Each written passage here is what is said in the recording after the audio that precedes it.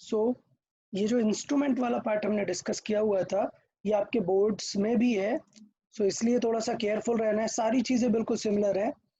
तो जो previous lecture में हमने इंस्ट्रूमेंट पढ़ा हुआ था वो सारी चीज़ें बोर्ड्स में भी है। अच्छी बात यह है कि बोर्ड्स में जो ये आपका वोल्ट मीटर और गैल्वेनोमीटर है, ये जो हमने यहाँ पर स्टडी किया हुआ है, बोर्ड्स में ये डिफरेंट चैप्टर में है। एक्चुअली ये मैग्नेटिज्म में है। क्यों? क्योंकि जो गैल्वेनोमीटर का कॉइल होता है, मैंने बताया था, ये मैग्नेटिक इफेक्ट पे काम करता है आपका। ठीक है। सो इस अकॉर्डिंग इसको आपको वोल्ट मीटर और अमीटर को मैग्नेटिक वाले चैप्टर में रखा हुआ है, तो टेंशन नहीं लेना है।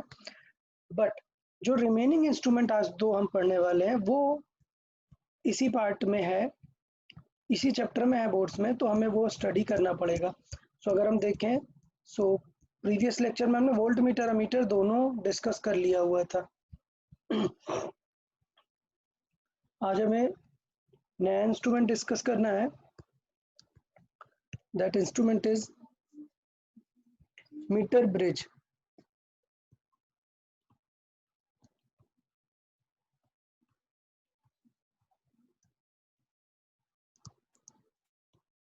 ओके, तो जैसे नाम ये इसका नेम से भी थोड़ी सी चीज़ें क्लियर हो रही है। मीटर ब्रिज का मतलब ये है कि ये एक्चुअली वही 1 मीटर वाली बात है। मीटर ब्रिज जो है वो 1 मीटर वाली बात है, इसलिए इसका नेम मीटर ब्रिज रखा जाता है। तो थोड़ा सा पहले देख लेते हैं कि सेटअप दिखता कैसा है एग्जैक्टली। तो ये सेटअप कुछ ऐसा होगा कि एक वुड की टेबल होती है, ठीक है, ऐसा, और उस टेबल में ये स्ट्रक्चर ड्रा होता है। सो बेसिकली ये एक टेबल है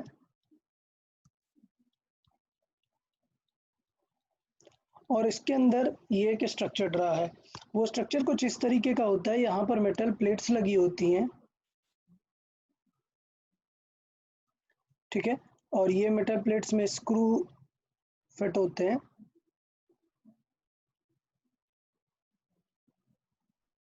तो ये मैं एक्चुअल स्ट्रक्चर आपको समझा रहा हूँ कि आपको मीटर ब्रिज एग्जैक्टली कैसा दिखेगा। सो मीटर ब्रिज में अगर हम बात करें तो क्यों इसका नाम मीटर ब्रिज है, रीज़न क्या है? रीज़न ये है कि इसके ये जो बॉटम के दो स्क्रू हैं, ये इनके बीच में एक वायर होती है और इस वायर के नीचे एक स्केल लगी होती है। सो जो टेबल आप मीटर ब्रिज परचेज करते हैं या आपके लैब में आपको देखने को मिलता है, लैब में, कॉलेज की लैब में आपको मीटर ब्रिज देखने को मिलेगा, वहाँ पर आप देखेंगे कि ये जो है इसके नीचे एक स्केल भी होती है। सो मैं सारी चीज़ें अभी पूरा स्केल नहीं बना रहा हूँ यहाँ पे, बट आप ये कंसिडर कर सकते हैं कि यहाँ पर एक स्केल भी होती है, ठीक है। तो ये बेसिकली है हमारी स्केल। अच्छा, मीटर ब्रिज क्यों इसका नेम है वो यहाँ से क्लियर है कि ये जो इसकी लेंथ होती है स्केल की, ये होती है 1 metre. That's why we call it a metre bridge, ठीक है, 1 मीटर। अच्छा, तो एक तो होगा ये कंडक्टिंग वायर, ये फिक्स होती है। नंबर टू, यहाँ पर दो स्पेस है, ठीक है। सो लेट्स से यहाँ पर हमने दो रेजिस्टेंस लगा दिए, ठीक, एक का नेम दे दिया हमने आर और एक का नेम दिया एस, ठीक। तो बेसिकली मीटर ब्रिज अगर मैं बात करूं तो ये किस प्रिंसिपल पे काम करता है, तो कुछ बातें डिस्कस कर लेते हैं। Metre bridge, it is based on Wheatstone bridge principal.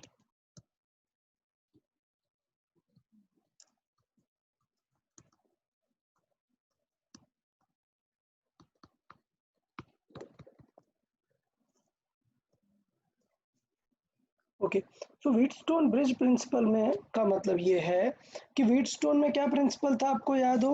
Wheatstone का प्रिंसिपल हमें पता था कि अगर यहाँ पर कोई रेजिस्टर है, इस तरीके से वो कनेक्टेड है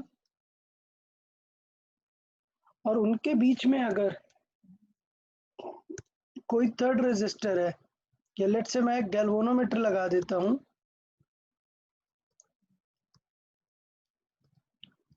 सो व्हीटस्टोन प्रिंसिपल था, सपोज ये R1 है, ये R2 है, ये R3 है, ये R4 है।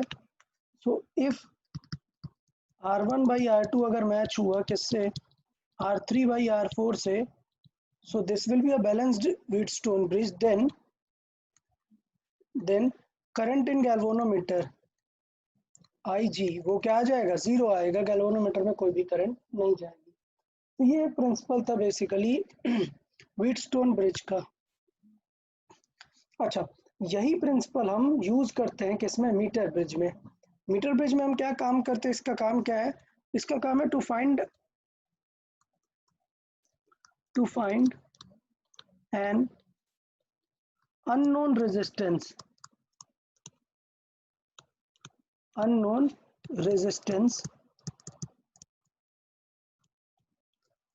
using a known resistance. So using a known resistance.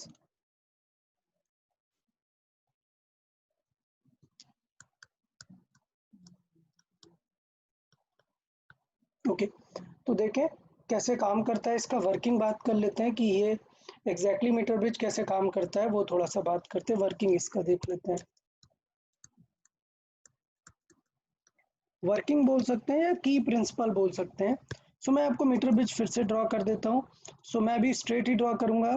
ये एक हमारे पास 1 मीटर की वायर है, यहाँ पर एक रेजिस्टर है अननोन है, और यहाँ पर एक रेजिस्टर है अननोन है, ठीक है।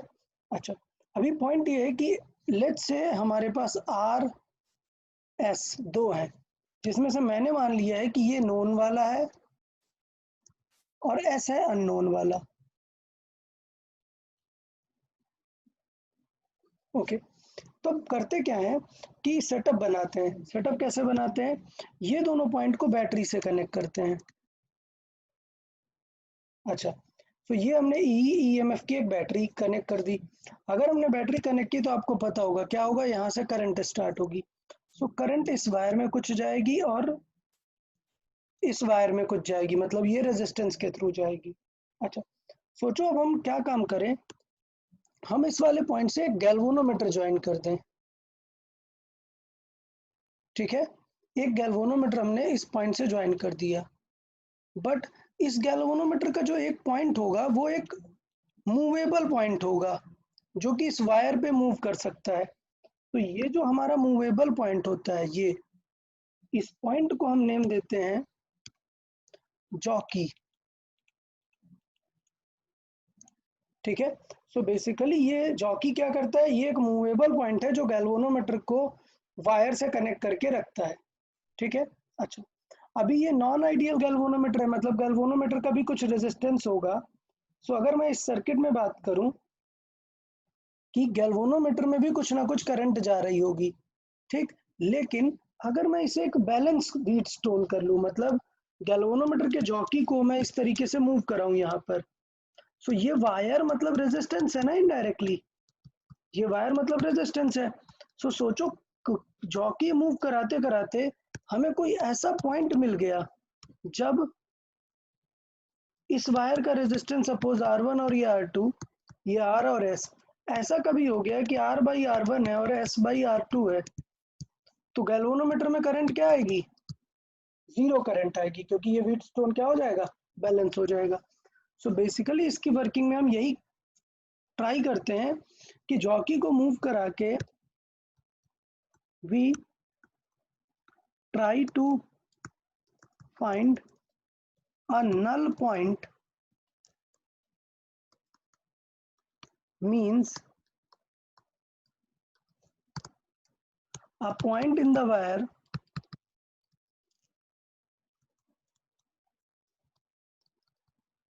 at which current in galvanometer is zero. Current in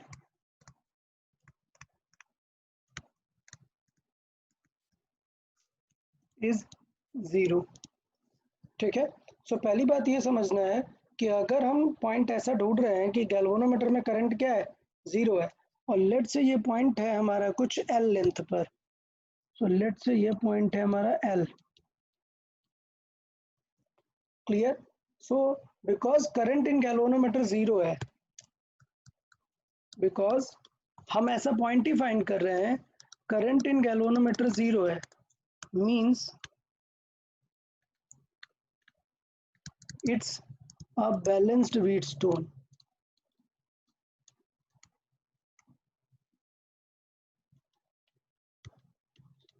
So इसका मतलब ये एक बैलेंस्ड wheatstone है. इसका मतलब क्या होगा?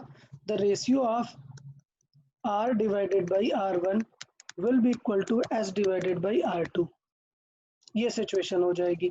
अभी हमें यहाँ पे साइड पे लिख देना है because resistance of wire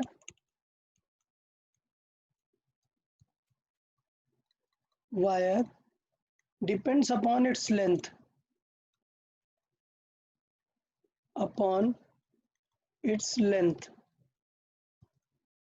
मतलब हम अगर क्या एज्यूम करें, कुछ ऐसा एज्यूम करें क्या, R is equal to rho L by A, ठीक, and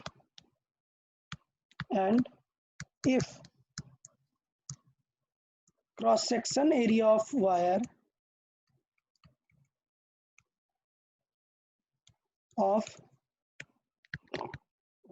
is uniform through out,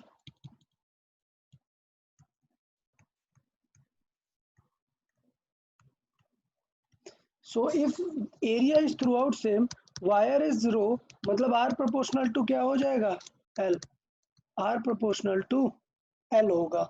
clear? सो इसका मतलब ये होगा कि ये जो रेशियो हमने R का लिखा है इसे हम क्या लिख सकते हैं, L का रेशियो भी लिख सकते हैं.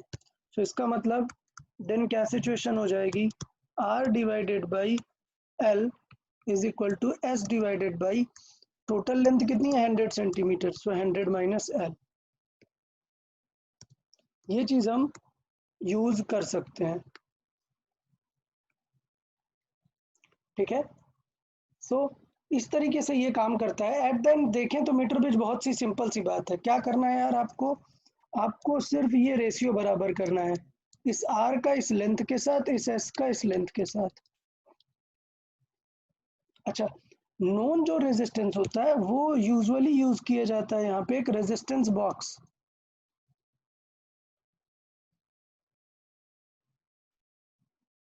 कोई बताएगा रेजिस्टेंस बॉक्स क्या होता है और how it is different from rheostat?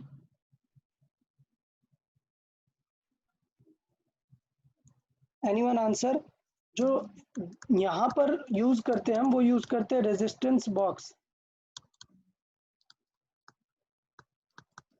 और एक दूसरा जो रेजिस्टेंस हमें वेरिएबल दे सकता है वो होता है रेजिस्टेंस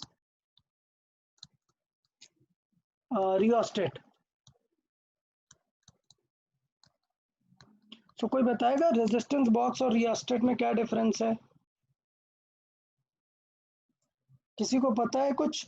रेजिस्टेंस बॉक्स कभी देखा है? ओके, देखिए रेजिस्टेंस बॉक्स को आप अगर टॉप से देखेंगे तो कुछ इस तरीके से दिखेगा.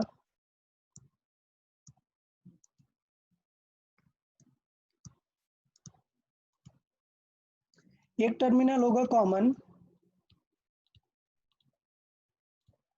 मतलब ये कॉमन है, और इस तरीके से लिखा होगा. सपोज ये 50 ओम है, ये 100 है, ये 200 है, ये 500 है, ये 1 किलो ओम है, ये 2 किलो ओम है, और ये 5 किलो ओम है. समझ आया रेजिस्टेंस बॉक्स का काम क्या है? रेजिस्टेंस बॉक्स का काम है कि एक पिन तो कॉमन हो गया, ये दूसरा पिन आप जिस पे कनेक्ट करोगे उतना रेजिस्टेंस देगा. सो रेजिस्टेंस बॉक्स की बात यह है कि फिक्स्ड रेजिस्टेंस देता है, और वो रेजिस्टेंस हमें पता होता है. लेकिन जो रियोस्टेट होता है, जो रियोस्टेट कॉइल के फॉर्मेट में एक होता है, मैंने ऑलरेडी इमेज दिखा चुका हूँ रियोस्टेट का. सो रियोस्टेट की खास बात ये होती है कि अगर यहाँ से इनपुट है और लेट्स से यहाँ से आउटपुट है, तो ये जो सेक्शन है ये आपको वेरिएबल रेजिस्टर देगा, ठीक है, लेकिन वैल्यू नहीं पता होगी आपको. आपको टोटल रेजिस्टेंस पता होगा बट एक फिक्स वैल्यू नहीं देगा. तो जैसे यहाँ पे हमें रेशियो निकालना है ना, तो सोचो आपको रेजिस्टेंस आ रहा है 20.5, सो 25 डिवाइडेड बाई एल, ये कॉम्प्लिकेटेड हो जाएगा। लेकिन यहीं आपको अगर रेजिस्टेंस बॉक्स यूज कर रहे हैं तो फिक्स है, 50 है।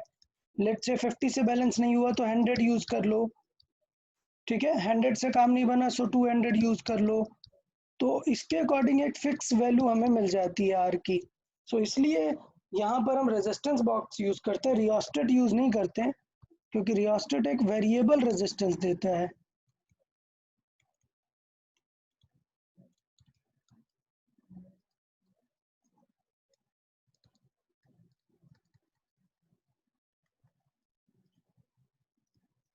सो ये बेसिकली आप फिक्स्ड रेंज देता है पूरी, लाइक 0 टू लेके 1 किलो ओम तक लेट से आपको यहाँ से मिल सकता है।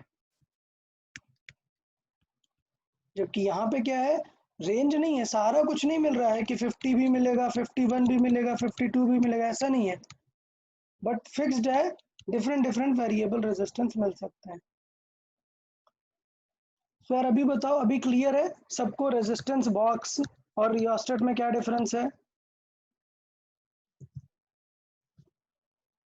आंसर करें यार। हाँ सर। हाँ सर। ओके हाँ। ओके, वेरी गुड यार, ठीक है।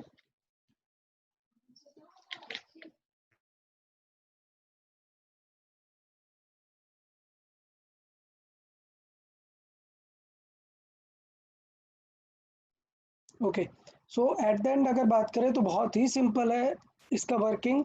सिर्फ हमें क्या करना है, सिर्फ हमें व्हीटस्टोन ब्रिज जैसा बैलेंसिंग का काम करना है, ठीक है। सो व्हीटस्टोन में जैसे बैलेंस करते थे वैसे ही यहाँ पर हम बैलेंस करेंगे। मैंने जो प्रैक्टिस शीट दी है उसे सॉल्विंग स्टार्ट कर लो, क्योंकि इस पे बेस्ड काफ़ी सारे क्वेश्चंस बात किए हुए हैं। अच्छा, कभी कभी एक टर्म आ जाता है कॉल्ड एंड करेक्शन।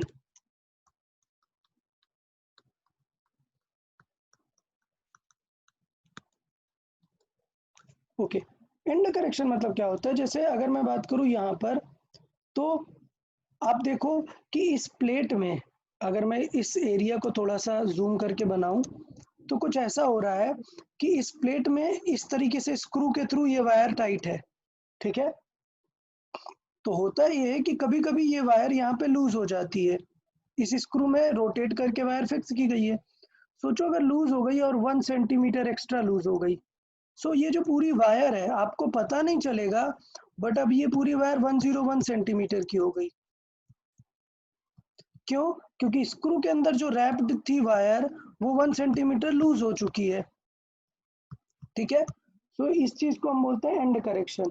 तो कभी एंड करेक्शन अगर आ जाए तो जिस भी साइड एंड करेक्शन होगा उस साइड की लेंथ हम ऐड करते हैं, ठीक है। सो लेट्स से इफ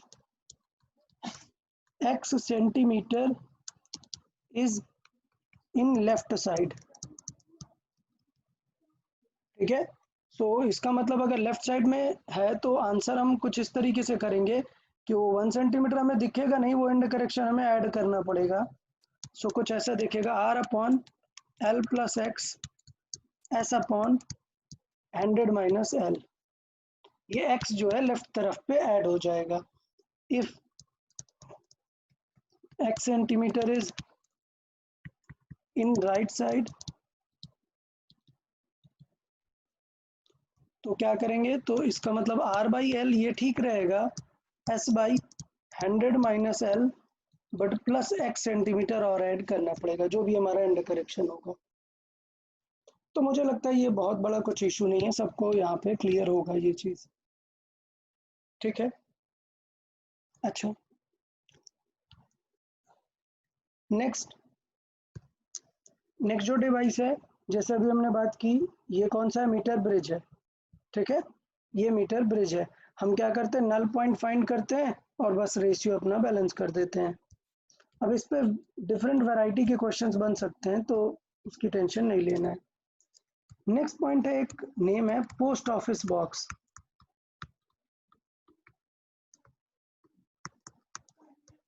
और जैसा नेम सजेस्ट कर रहा है पोस्ट ऑफिस बॉक्स, इसको पोस्ट ऑफिस बॉक्स क्यों बोलते हैं, बिकॉज ये पोस्ट ऑफिस में यूज़ किया जाता था। पहले आप सुनते थे टेलीग्राम होता था, बोलते थे कि वायर कर दीजिए जो डेटा है, जो भी एक लेट से मैसेज है वो वायर किया जाता था। मतलब क्या होता था, इलेक्ट्रिकल सिग्नल के थ्रू चीज़ों को पहुंचाया जाता था।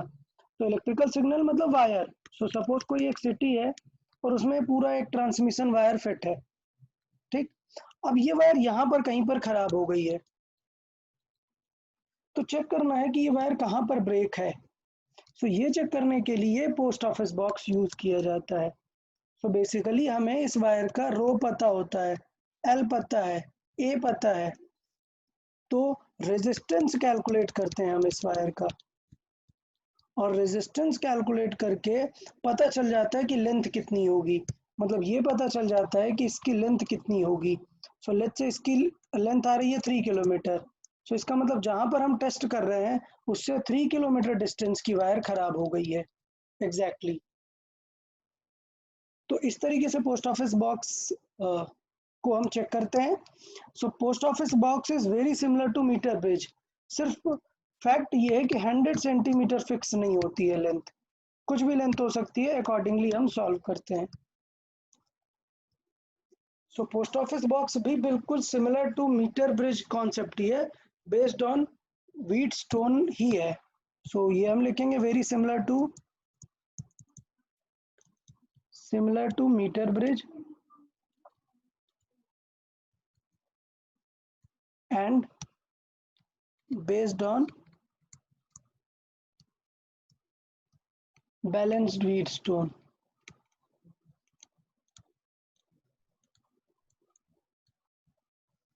ठीक है, तो पोस्ट ऑफिस बॉक्स में ज़्यादा कुछ डिस्कस करने का नहीं है, क्वेश्चन रहेंगे वो हम एक बार सॉल्व कर लेंगे। कुछ क्वेश्चन सिमिलर कॉन्सेप्ट पे रहते हैं। नेक्स्ट इंस्ट्रूमेंट जो कि बहुत ही इंपॉर्टेंट इंस्ट्रूमेंट है और काफ़ी ज़्यादा इस पे क्वेश्चन पूछे जाते हैं, this instrument is potentiometer.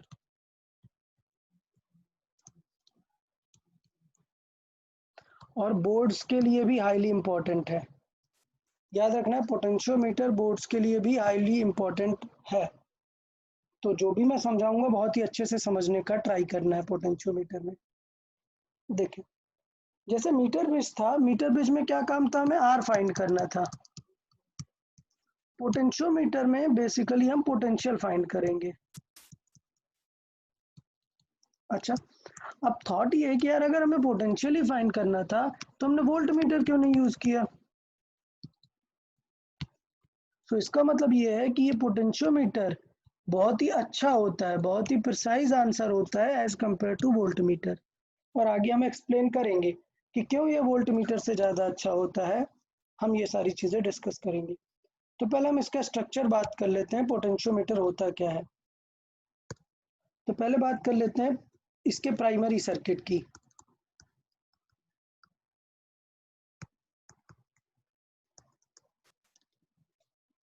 Primary circuit मतलब ये होता है कि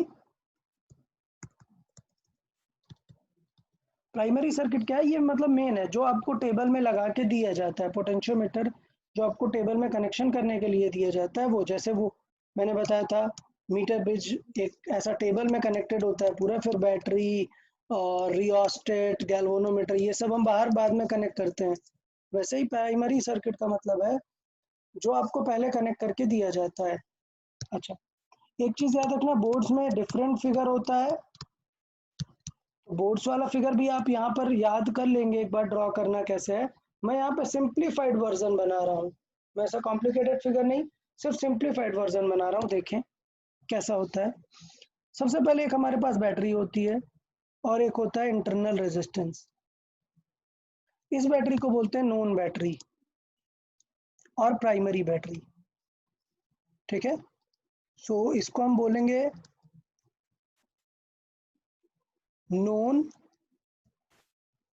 ईएमएफ और प्राइमरी बैटरी।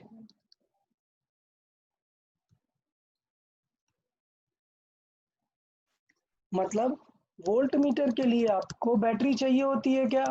नहीं, वोल्ट मीटर ऐसे नॉर्मल इंस्ट्रूमेंट की तरह काम करता है, बट पोटेंशियोमीटर के लिए आपको एक सेपरेट बैटरी चाहिए होती है, एक नॉन ईएमएफ चाहिए होता है। तो ये हो गई बैटरी। अच्छा, बैटरी के बाद बैटरी से कनेक्टेड होता है रियोस्टेट। सो रियोस्टेट का रिप्रेजेंटेशन कुछ लोग ऐसे एरो से कर देते हैं मे बी आपके बोर्ड्स के बुक में ऐसे एरो करके किया होगा, मैं रियोस्टेट को इस तरीके से रिप्रेजेंट कर रहा हूँ। एक रेजिस्टेंस में एरो मतलब वेरिएबल रेजिस्टेंस कह सकते हैं। So this is our RH, resistance of rheostat.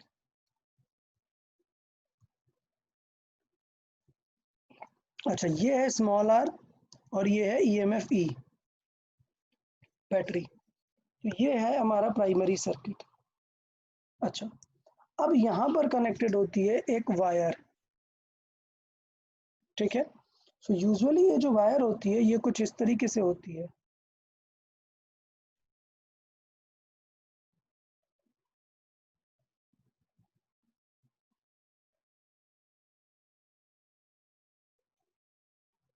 ठीक है, तो ये वायर कुछ इस तरीके से कनेक्टेड होती है। सो ये लेंथ है हमारी 100 सेंटीमीटर। सो आपको देख के पता चल गया होगा कि वायर कितने बार रैप है, आप कितने भी कब बार कर सकते हो। सो यूजुअली जो स्टैंडर्ड होता है, स्टैंडर्ड वायर है वो होता है 5 मीटर। सो आपने देखा कि मैंने कितने कॉलम्स बनाए हैं, 1 2 3 4 5। मैंने टोटल 5 वायर्स यहाँ पर बनाई हैं, विच मीन्स 5 मीटर की हमारे पास वायर सेटअप है। ठीक है, सो ये बन जाता है हमारा प्राइमरी सर्किट। क्लियर, सबको प्राइमरी सर्किट समझ आया कि पोटेंशियोमीटर मतलब ये बड़ा सा सेटअप, ये पोटेंशियोमीटर है। अब हम इसको नाम दे देते हैं ए। ठीक है, अच्छा, और ये वाला जो एंड है ये हमारा हो जाता है बी। डन। तो ये हमारा पूरा सर्किट है, प्राइमरी सर्किट। अब बात करते हैं प्राइमरी सर्किट को सॉल्व कैसे कर सकते हैं। तो देखो यार, सॉल्व करना मुझे लगता है बहुत ही ईजी है। सबसे पहले हम क्या फाइंड करेंगे, करंट आई। आप लोग को याद होगा अभी हमने बहुत डिस्कशन किया हुआ है करंट को लेके। करंट कैसे निकालते हैं, करंट निकालेंगे EMF divided by R total. अच्छा, आर टोटल में देखो कौन कौन है। नंबर 1 आर वायर का है, प्लस रियोस्टेट का है, प्लस बैटरी का इंटरनल रेजिस्टेंस है। सो पहले बताओ सबको ये समझ आए कि करंट कैसे निकाल सकते हैं। हाँ सर। पक्का, ओके, वेरी गुड। इसे पूरा क्लियर रखना है। अच्छा यार, नेम देखो क्या है, पोटेंशियल पोटेंशियोमीटर, मतलब हमें पोटेंशियल के साथ तो कुछ कैलकुलेशन करनी है। सो हमें बेसिकली फाइंड करना है पोटेंशियल ऑफ वायर। सो हमारा टारगेट है पोटेंशियल ऑफ वायर। देखें, सो यार मुझे लगता है पोटेंशियल बहुत ही क्लियर है, आपको समझ में आ गया होगा। वी ए बी हमें निकालना है। सो वी ए बी कितना हो जाएगा, आई इंटू आर ए बी, मतलब आर वायर। क्लियर, सो यहाँ पर आर ए बी का मतलब है आर वायर। सो चाहिए तो मैं ये वायर वायर ही लिख देता हूँ, ठीक है, ए बी हटा के आर वायर। तो सबको समझ आ गया यार पोटेंशियल कैसे निकाल सकते हैं। अच्छा, अभी पोटेंशियोमीटर में हम पोटेंशियल के साथ साथ एक चीज निकालते हैं, क्या कि ये 5 मीटर की वायर है ना, मतलब 500 सेंटीमीटर की। अच्छा, इसका काम है बैलेंस लेंथ निकालना। लेट्स से बैलेंस लेंथ है 50 सेंटीमीटर। सो अगर 500 सेंटीमीटर वायर का पोटेंशियल है 10 वोल्ट, सो 100 सेंटीमीटर का कितना होगा, ये 10 वोल्ट है, कितना होगा 2 वोल्ट। तो इस कॉमन सेंस को हम अलग से सेपरेटली कैलकुलेट कर लेते हैं, और ये बहुत ही इंपॉर्टेंट नेम है। इस नेम को बोलते हैं पोटेंशियल ग्रेडियंट।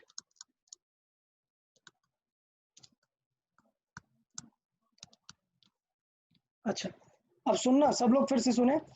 आप लोग अगर लकी हैं, मतलब एग्जाम में इजी क्वेश्चन आएगा, इजी क्वेश्चन होगा तो पोटेंशियल ग्रेडियंट गिवन होगा। अगर आपको पोटेंशियल ग्रेडियंट गिवन है तो क्या आपको आई फाइंड करने की जरूरत है क्या, नहीं।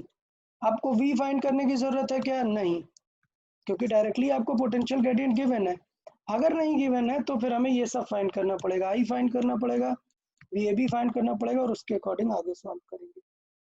तो पोटेंशियल ग्रेडियंट देख लेते हैं, इसको लिखेंगे पीजी।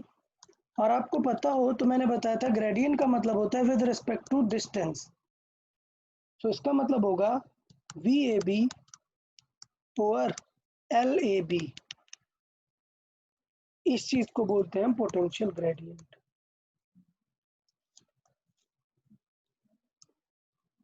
इसका यूनिट हो जाएगा वोल्ट पर मीटर और सेंटीमीटर। जिस फॉर्मेट में आप लेंथ रख दोगे उस फॉर्मेट में आपको पोटेंशियल ग्रेडियंट पता चल जाएगा, वोल्ट पर मीटर और व्हाटएवर। ठीक है, अब इस पोटेंशियल ग्रेडियंट का काम क्या है वो हम समझेंगे। तो पहले हमें समझना पड़ेगा प्राइमरी सर्किट हम क्यों सीख रहे हैं। हम सीख रहे हैं पोटेंशियल ग्रेडियंट फाइंड करने के लिए। तो अभी ये बताओ कि सबको पोटेंशियल ग्रेडियंट समझ में आया कैसे निकाल सकते हैं। हमारा सोल टारगेट है पोटेंशियल ग्रेडियंट फाइंड करना। अगर आप लकी हैं तो एग्जाम में इजी है तो आपको डायरेक्टली पोटेंशियल ग्रेडियंट दे देगा, अगर नहीं तो आपको सॉल्व करके निकालना पड़ेगा। सो बताओ सबको पोटेंशियल ग्रेडियंट समझ आया या नहीं, किसी को डाउट हो तो बता दे।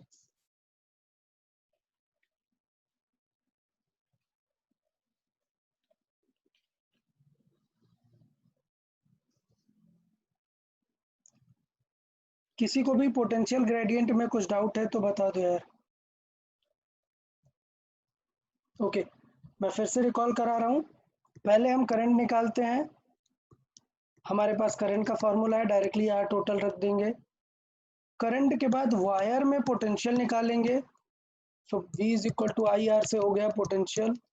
अब इस पोटेंशियल को उसकी लेंथ से डिवाइड कर देंगे तो आ जाएगा पोटेंशियल ग्रेडियंट। ठीक है, ये हमारा था पूरा पार्ट। अब बात करते हैं सेकेंडरी सर्किट।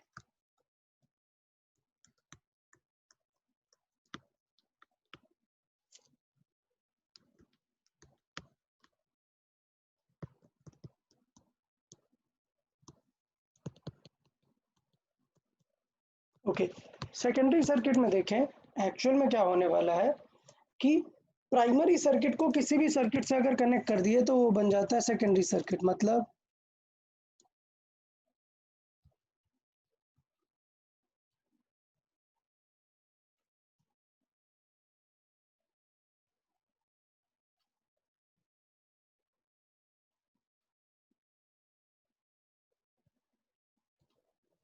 ओके, तो ये ए पॉइंट है, ये बी पॉइंट है, ये हमारा प्राइमरी सर्किट है। यहाँ पे हम लगा देते हैं जो हमने अभी बात की थी जॉकी। लेट से जॉकी यहाँ पर फिट है और वो जॉकी फिट होता है गैल्वेनोमीटर से, और एक वायर यहाँ पर ए पॉइंट पे फिक्स होती है। सो बेसिकली हम दो नए पॉइंट लेके आते हैं पी एंड क्यू। क्लियर। सो ये प्राइमरी सर्किट है पूरा, और यहाँ पर point P and Q R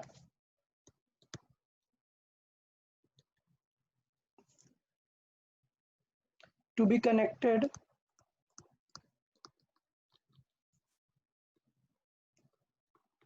to any other circuit। मतलब ये पी और क्यू पॉइंट है जो किसी अदर सर्किट से कनेक्ट होंगे। ठीक, अच्छा, एट द एंड हमें फाइंड क्या करना होता है, हमें फाइंड करना होता है टू फाइंड नल पॉइंट।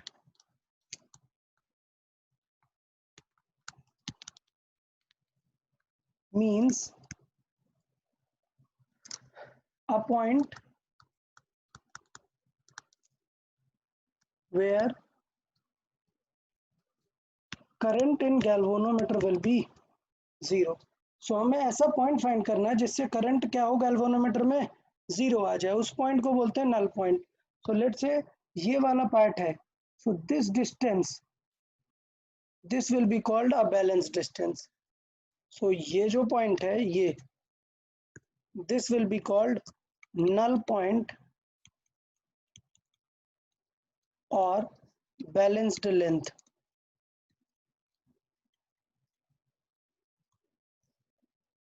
ठीक है, डन। तो ये हमारा पूरा सेटअप हो गया कि पी और क्यू को किसी सेकेंडरी सर्किट से कनेक्ट कर देंगे और हम बैलेंस लेंथ चेक करेंगे कि कितनी होगी हमारी। ठीक है। अच्छा, अभी पॉइंट क्या है, बैलेंस लेंथ का मीनिंग क्या है समझो।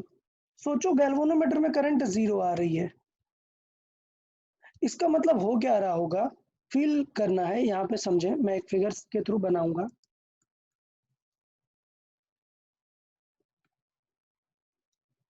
लेट्स से ये ए बी को मैंने एक ही पॉइंट पे दिखा दिया है, ठीक है। मैं 5 वायर्स नहीं ड्रॉ कर रहा हूँ जिससे कि कोई टेंशन ना हो।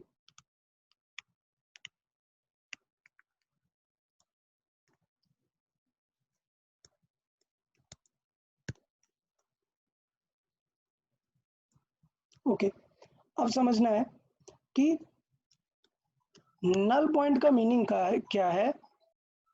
If this is a balance length, so let's say this point is C, so this point, let's say ये जो पॉइंट था यहाँ पे जो गैल्वेनोमीटर कनेक्टेड था उस पॉइंट को हम सी रेफरेंस दे रहे हैं। सो क्या कर सकते हैं,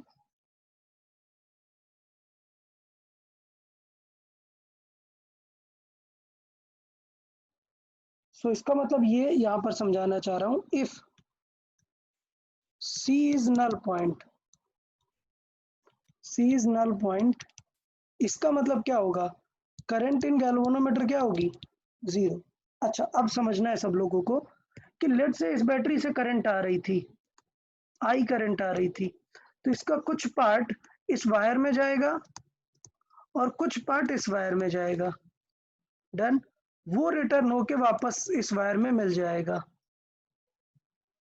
क्लियर। लेकिन अगर हम नल पॉइंट की बात कर रहे हैं तो नल पॉइंट मतलब यहां पर करंट क्या होगी, गैल्वेनोमीटर में कोई करंट आ रही है क्या, नहीं, 0। इसका मतलब ये हुआ कि जो करंट यहाँ पर आ रही है पूरी करंट ट्रांसफर हो जा रही है। तो आपको समझना है why null point is important, क्योंकि अगर आप नल पॉइंट नहीं ढूंढोगे तो ये जो आप पोटेंशियल ग्रेडियंट निकाल रहे थे ये गलत हो जाएगा। क्यों गलत होगा, क्योंकि अब इस वायर पे करंट सेम नहीं है, करंट बदल जाएगी ना। अगर कुछ करंट इस सेकेंडरी सर्किट में चली जाएगी तो पोटेंशियल ग्रेडियंट क्या हो जाएगा, बदल जाएगा। सो बेसिकली हम ट्रिक करते हैं कि हम हमेशा नल पॉइंट ही सॉल्व करते हैं। नल पॉइंट अगर सॉल्व करेंगे that means primary current will not enter in the secondary circuit, so it means primary current will never split in secondary circuit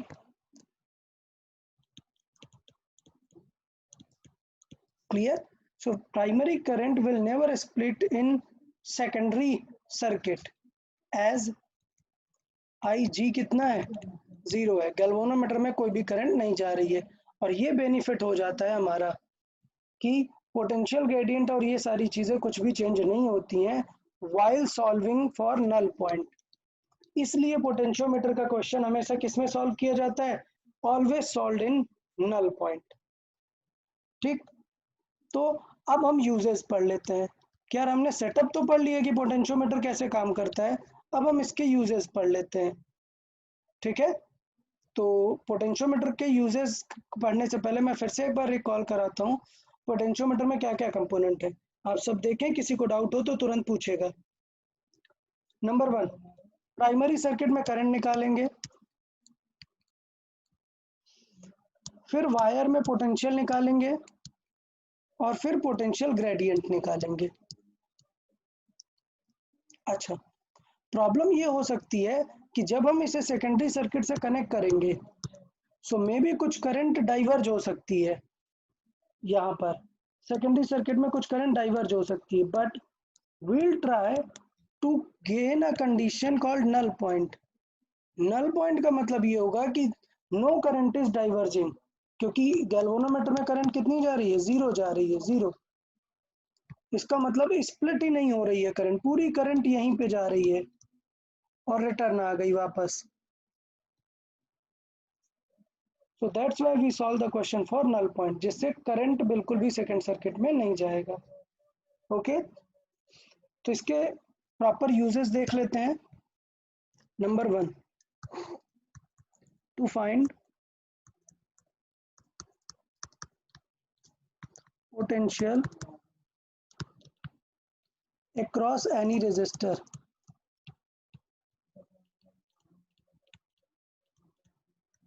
किसी रेजिस्टर के अक्रॉस हमें फाइंड करना है क्या, पोटेंशियल फाइंड करना है। तो आप देखो कुछ ऐसा क्या कि लेट से एक सर्किट बना हुआ है, ये एक बैटरी है, ये एक रेजिस्टर है, ये एक रेजिस्टर है, ये एक रेजिस्टर है, बहुत ऐसा एक सर्किट बना हुआ है।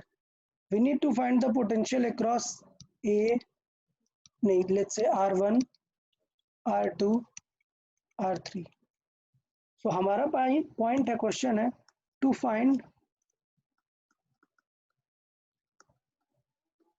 V across R2। सोचो R2 के क्रॉस V फाइंड करना है, तो आपको क्या करना होगा, मैं फिर से बता रहा हूँ, आपको सिर्फ एक ही स्टेप फॉलो करना है। क्या, आपको पोटेंशियोमीटर के जो दो पॉइंट है, याद आ रहा है P, और यहाँ पे गैल्वेनोमीटर लगा होगा, पॉइंट Q, P और Q को लाके ज्वाइन कर देना है आपको इससे। तो ये जो P एंड Q, ये क्या है, ये इनडायरेक्टली एक पोटेंशियोमीटर है। सो मैं बस जस्ट डायरेक्ट यहाँ पे लिख रहा हूँ, ये क्या है, एक पोटेंशियोमीटर है। ठीक है, ये पॉइंट क्या है, ये पॉइंट ए होता है और ये पॉइंट है सी, जहाँ पे जॉकी कनेक्ट होता है, और इस लेंथ को बोलते हैं बैलेंस लेंथ। अब देखो इससे बेनिफिट क्या है, बेनिफिट ये है कि इस सर्किट की जो करंट होगी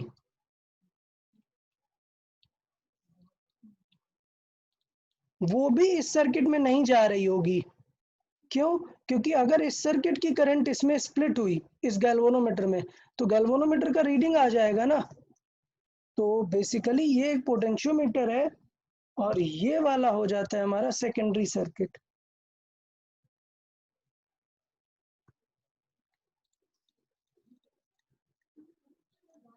okay, so this is our secondary circuit.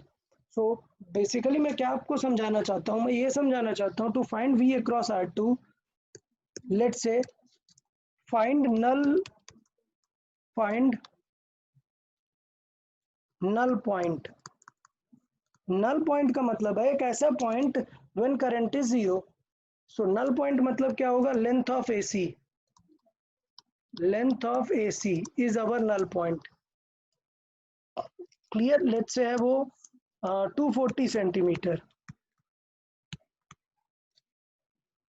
ठीक, so length of AC is 240 centimetre, और let's say L centimetre.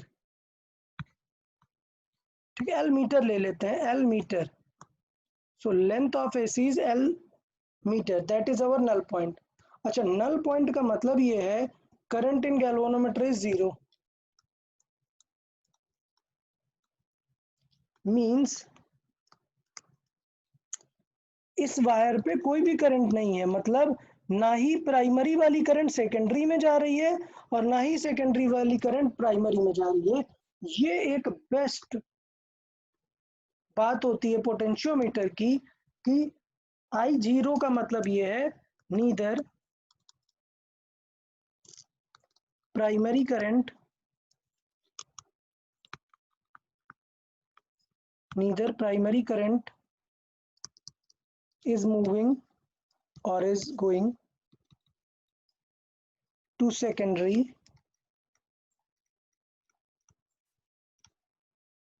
nor the secondary current is moving in primary।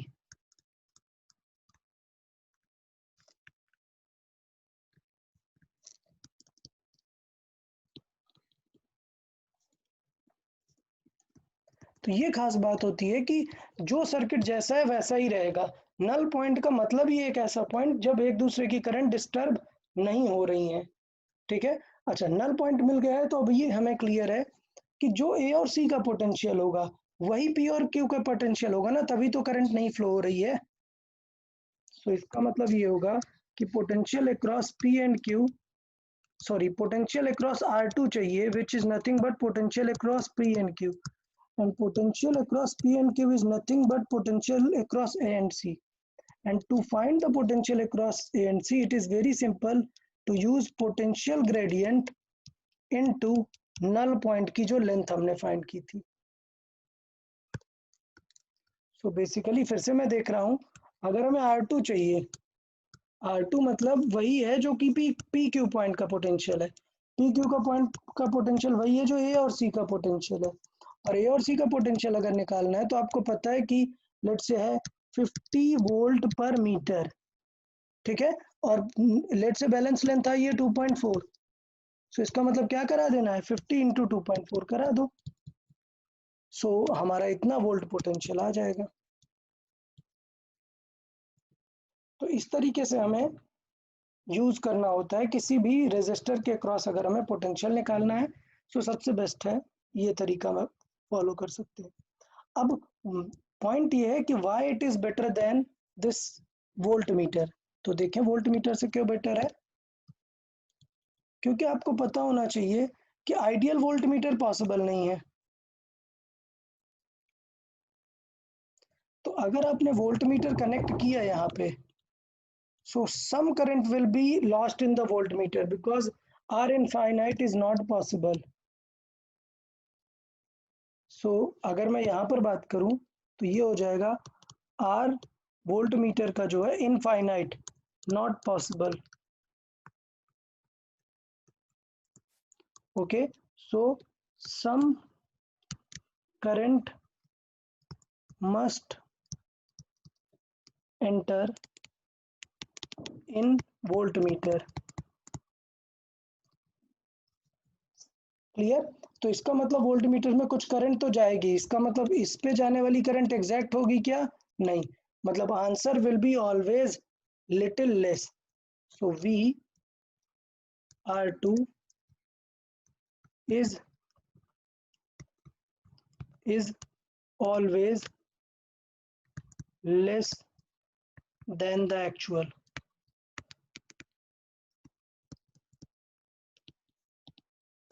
अच्छा, अभी क्या है, अभी बहुत सारे स्टूडेंट डाउट पूछेंगे, सर पोटेंशियोमीटर में भी तो करंट जा ही सकती थी. करंट जा सकती थी, बिल्कुल जा सकती है. आपको ये समझना है कि ये जो सर्किट मैंने ड्रॉ किया है, देयर इज अ पॉसिबिलिटी कि कुछ करंट यहाँ जाएगी. बट पॉइंट ये है कि हम क्वेश्चन ही सॉल्व कर रहे हैं नल पॉइंट. मतलब करंट जा रही है, ठीक है, आप जॉकी को मूव कराओ, आप ऐसा पॉइंट ही ढूंढ के लेके आओ जब करंट नहीं जा रही हो. नहीं जा रही होगी मतलब वही बैलेंस कंडीशन हमारी हो जाती है. तो बेसिकली हम नल पॉइंट फाइंड करते हैं, इसलिए करंट कोई जा ही नहीं रही होती. और वोल्ट मीटर में नल पॉइंट जैसा कुछ होता ही नहीं है, इसलिए वोल्ट मीटर की रीडिंग हमेशा पोटेंशियोमीटर से थोड़ी सी कम वाली ही आएगी. एग्जैक्ट आंसर नहीं देगा, हमेशा कुछ ना कुछ एरर रहेगी. तो ये चीज हम देख सकते हैं.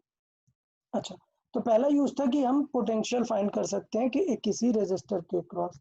नंबर 2, और ये बहुत इंपॉर्टेंट है, to find EMF of a battery.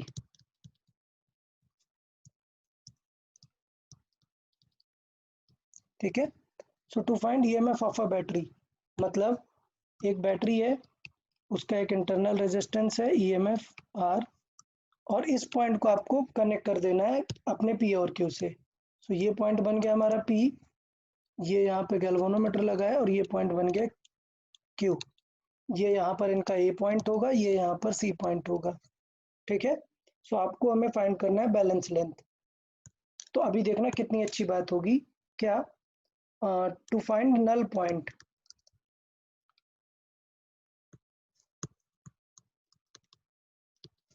Length of AC, let's say length of AC है कुछ L मीटर आंसर आया है आपका, लेंथ ऑफ AC है L. ठीक. तो इस केस में गैल्वेनोमीटर में करंट कितनी है, 0. इसका मतलब क्या होगा कि जब गैल्वेनोमीटर में करंट नहीं जा रही है तो इसका मतलब क्या बैटरी से कोई करंट आ रही है क्या, नहीं.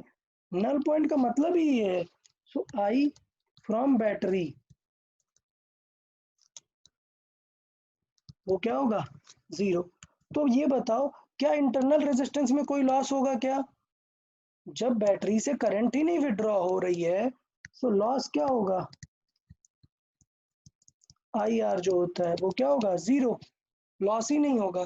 सो इसका मतलब अगर मैं बात करूं आपसे कि जो बैटरी का ईएमएफ है वो it is nothing but potential across P Q. अगर लॉस होता so potential across P Q कितना हो जाता? वो होता है ई माइनस आई आर। ठीक, but as loss is zero, मैं यहाँ पे लिख देता हूँ, साइड में यहाँ पे लिखता हूँ, potential across P Q will be EMF minus I into R. Done. But as the loss is zero, so EMF will be potential across PQ. Potential across PQ means potential across AC. और AC के across मतलब you can use potential gradient into length. तो इस तरीके से हम directly निकाल सकते हैं बैटरी का EMF। ठीक है, दिस इज पोटेंशियल ग्रेडियंट।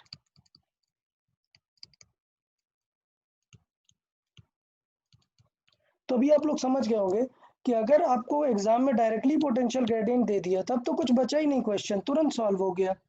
सो इसलिए मैं भी आपको पूरा सर्किट सॉल्व करवाता है। यहाँ पर भी लिख देते हैं इसका मीनिंग क्या है। इसका मीनिंग है पोटेंशियल ग्रेडियंट।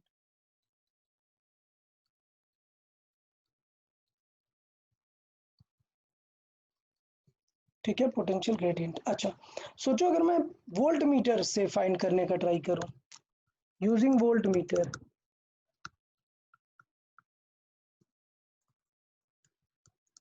अगर आपने एक बैटरी के क्रॉस वोल्ट मीटर लगाया,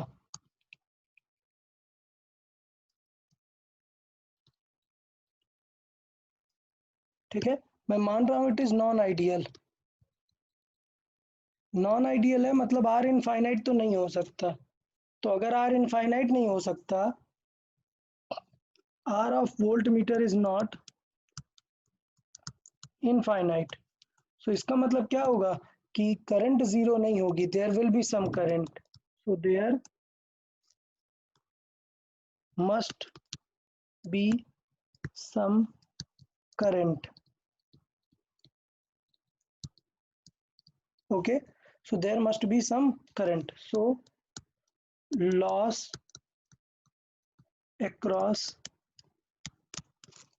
R कितना हो जाएगा? I इंटू आर का लॉस होगा। सो इसका मतलब ये होगा कि जो वोल्ट मीटर बताएगा वो हमेशा क्या बताएगा? टर्मिनल वोल्टेज बताएगा। सो अगर मैं पूछूं रीडिंग ऑफ वोल्ट मीटर,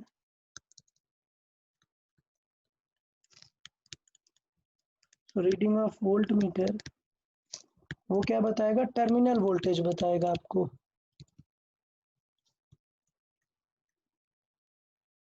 मतलब कि E माइनस आई आर की वैल्यू आने वाली है वोल्ट मीटर में। तो आपको ये समझना है कि हम पोटेंशियोमीटर में नल पॉइंट ही फाइंड करते हैं, करंट जीरो वाला पॉइंट ही फाइंड करते हैं, जिससे इंटरनल रेजिस्टेंस में कोई भी लॉस नहीं होता है और जो वोल्टेज है वो डायरेक्टली बैटरी का ईएमएफ आ जाता है। But using volt meter we can not find EMF, means from non ideal volt metre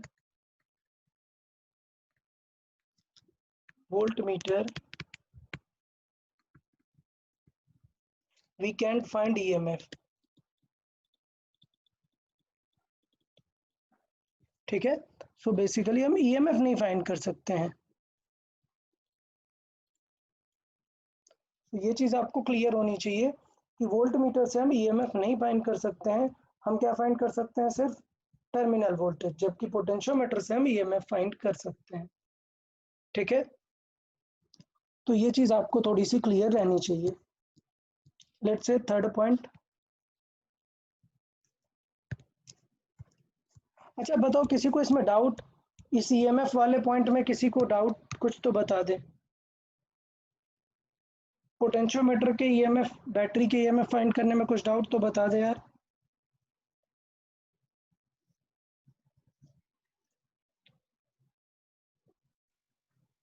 sir मतलब वोल्ट मीटर का रेजिस्टेंस बहुत ज्यादा हो सकता है ना?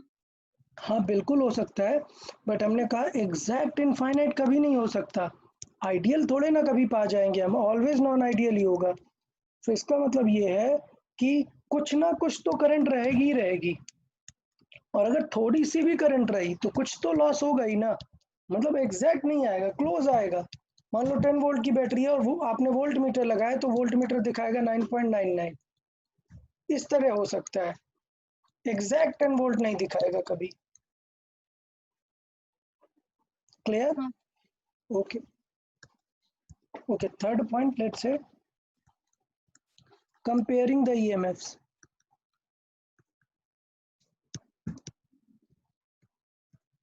ठीक है, सो लेट्स से डिफरेंट वैरायटी ऑफ बैटरीज हैं और सबके नल पॉइंट अलग अलग हैं। लेट्स से एक बैटरी है ये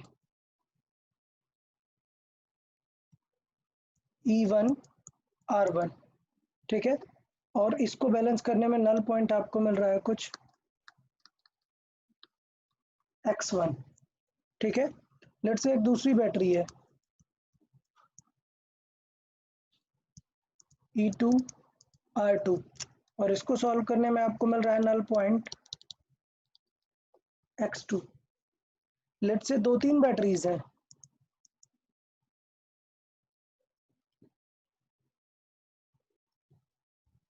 ठीक है। सो ये E1 है, ये E2 है। सो आप ऐसे केसेस में भी नल पॉइंट चेक कर सकते हैं। ठीक, लेट्स से बैटरी को उल्टा लगा दिया है,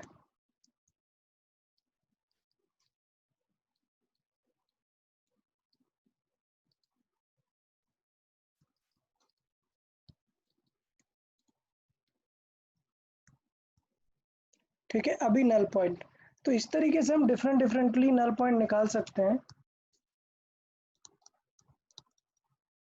अब इन नल पॉइंट में रिलेशन क्या होगा वो आपको समझाने का ट्राई करना चाहता हूँ मैं यहाँ पर बता रहा हूँ कि E1 होगा potential gradient into X1।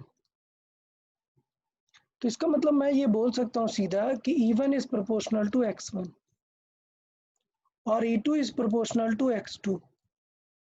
But यहाँ पे क्या होगा, यहाँ पे दोनों बैटरी सेम है, मतलब E1 plus E2 is proportional to X3। यहाँ पे हम लिख सकते हैं E1 minus E2 is proportional to X4। So इस तरीके से हमें कंपेयर करा सकते हैं, ठीक है। लेट से हमें गिवन है कुछ X2 और X4 गिवन है। सो लेट से X2 एंड X4 गिवन है। सो इसका मतलब हम क्या यूज कर सकते हैं, X2 क्या है, E2 है, ओवर X4 क्या है, E1 माइनस E2।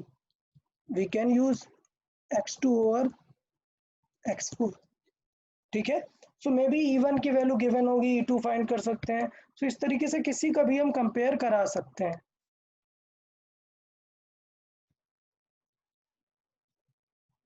तो ये एक मैंने पैटर्न बताया कि किसी भी तरीके से बैटरी के ईएमएफ का अगर हमें नल पॉइंट पता है तो हम किसी भी बैटरी को कंपेयर करा सकते हैं। Done.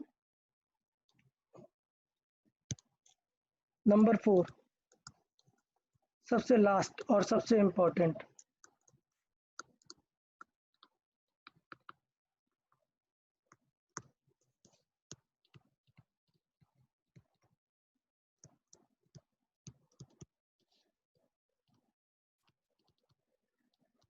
Okay, so to find internal resistance of a battery हमें थोड़ी सी एक ट्रिक करनी पड़ेगी using a known resistance.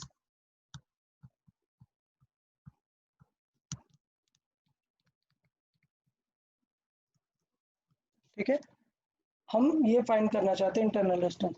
Number 1, volt meter से तो कभी नहीं फाइंड कर सकते इंटरनल रेजिस्टेंस। देखिए कैसे फाइंड करेंगे। अच्छा, अभी प्रॉब्लम समझो आप लोग। ये एक बैटरी है, ये एक इंटरनल रेजिस्टेंस है। जब हम इसको पी एन क्यू से कनेक्ट करते हैं, याद रखना पी और क्यू क्या है, ये पोटेंशियोमीटर के पॉइंट है, वायर है ऐसे, ठीक है। तो जब हम पी और क्यू को कनेक्ट करते हैं तो क्या यहाँ पे कोई करंट जा रही है क्या, नहीं। Current zero. तो जब तक यार करंट जीरो होगी, करंट जब तक जीरो होगी, कौन सी करंट? ये वाली करंट। अगर करंट जीरो होगी तो इस आर का कुछ काम होगा क्या? नहीं होगा। जब इस आर का कुछ यूज ही नहीं होगा तो हम फाइंड क्या करेंगे? नहीं कर पाएंगे कुछ। तो हमें एक चीज समझनी पड़ेगी कि अगर हम बात करें सिर्फ बैटरी को, सो इस आर का कुछ यूज होगा क्या? नहीं यूज होगा। ठीक है, क्योंकि करंट क्या होगी? जीरो होगी। बट लेट्स से हम नल पॉइंट फाइंड करते हैं, तो देखें क्या होगा। आई फ्रॉम बैटरी, वो क्या है? जीरो है। ठीक है, सो नल पॉइंट अगर हम फाइंड करें,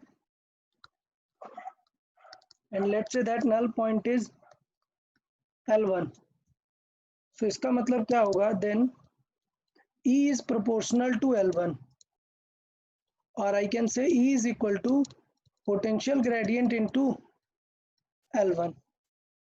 क्यों? क्योंकि L1 नल पॉइंट है। ठीक, बट हमें पता है कि बैटरी से करंट क्या है? जीरो है। लेकिन बिकॉज हमें इंटरनल रेजिस्टेंस को यूज करना है, हम क्या करेंगे? एक नॉन रेजिस्टेंस को कनेक्ट करेंगे, आर। ये आर क्या है? नोन है।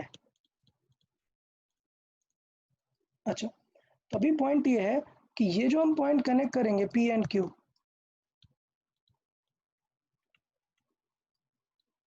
इन पे तो कोई भी करंट नहीं जा रही है, यहाँ वाली करंट तो जीरो है। बट ये हमने एक सर्किट कंप्लीट कर दिया ना, सो यहाँ पर करंट फ्लो होने लगेगी। इसका मतलब अभी बैटरी से करंट फ्लो हो रही है आर के cross. So now I from battery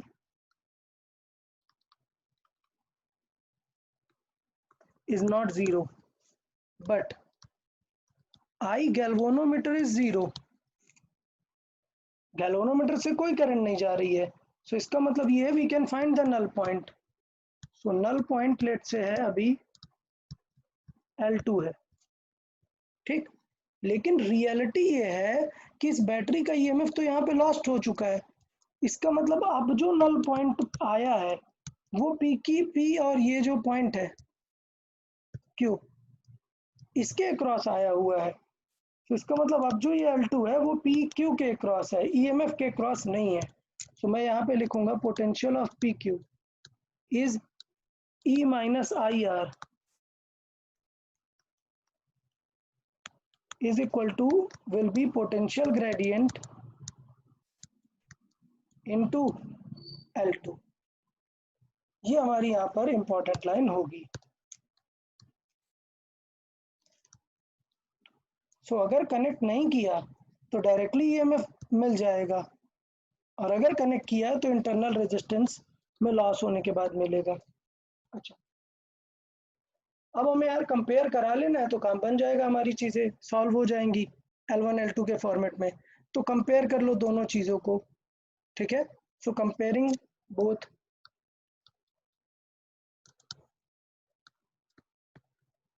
अच्छा, तो ये पोटेंशियल ग्रेडियंट की वैल्यू क्या हो जाएगी? Divide by L2।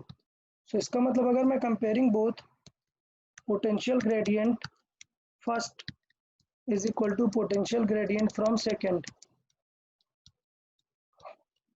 क्योंकि पोटेंशियल ग्रेडियंट तो वही रहने वाला है। सो फर्स्ट में देखो पोटेंशियल ग्रेडियंट क्या है? ईएमएफ बाई L1, मतलब E बाई L1, जबकि यहाँ पे क्या है? E minus I R by L2। ये सिचुएशन हो जाएगी।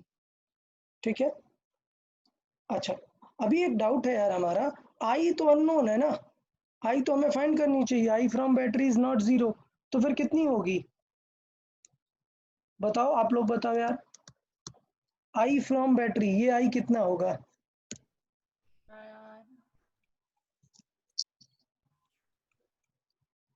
बताएं, ये आई कितना होगा? EMF upon R plus internal resistance. Very good. So ये हो जाएगा EMF E by R plus R. So ये करंट की वैल्यू यहाँ पर हमें रखनी पड़ेगी। ठीक है, सॉल्विंग में तो थोड़ा सा सॉल्व कर देते हैं।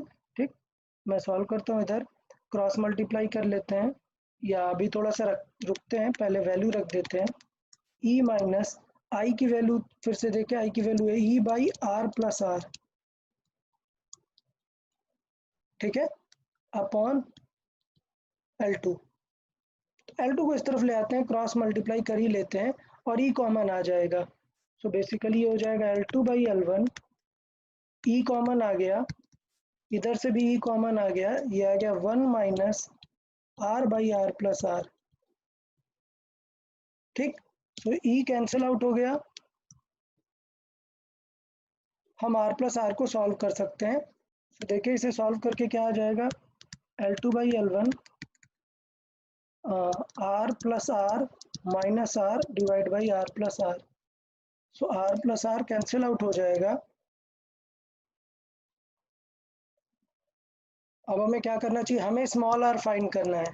सो इसको इस तरफ लेके आ जाते हैं, ये हो जाएगा R plus R is equal to R into L2 by L1, ठीक है, और एक आर माइनस में चला जाएगा।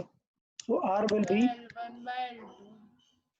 okay, sorry, yeah, L1 by L2, so it will be R L1 by L2 minus R। so हमारा R का finally formula आ गया, मैं डायरेक्टली फॉर्मूला लिख देता हूँ, then R will be L1 by L2 minus 1 into R। और याद है हमने डिस्कस किया था क्या कि पोटेंशियल ग्रेडियंट इंटू L1 लिख सकते हैं और इसे पोटेंशियल ग्रेडियंट इंटू L2 लिख सकते हैं। सो इसका मतलब ये है, इसको लिख सकते हैं हम L1 को EMF डिवाइडेड बाय ये बाद वाला पोटेंशियल माइनस 1 इंटू आर। ये बेसिकली हमारा आर का फॉर्मूला है जो आपको याद रखना है। अच्छा, अभी आप ये बताओ कि L1 ज्यादा होगा पक्का, क्योंकि L1 बिलोंग कर रहा है पूरा ई को, जबकि L2 बिलोंग कर रहा है ई माइनस आई आर को, मतलब V को बिलोंग कर रहा है, ठीक है। तो ये तो कंफर्म है कि L1 ज्यादा होना चाहिए L2 से, ये चीज आपको ध्यान देनी पड़ेगी कि L1 हमेशा ज्यादा होगा L2 से। सो मैं यहाँ पे लिख देता हूँ वेयर L1 क्या है, balance length,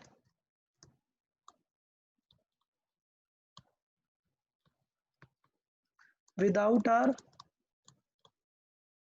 without using R, ठीक है, और जो L2 है वो बैलेंस लेंथ है विद यूजिंग आर।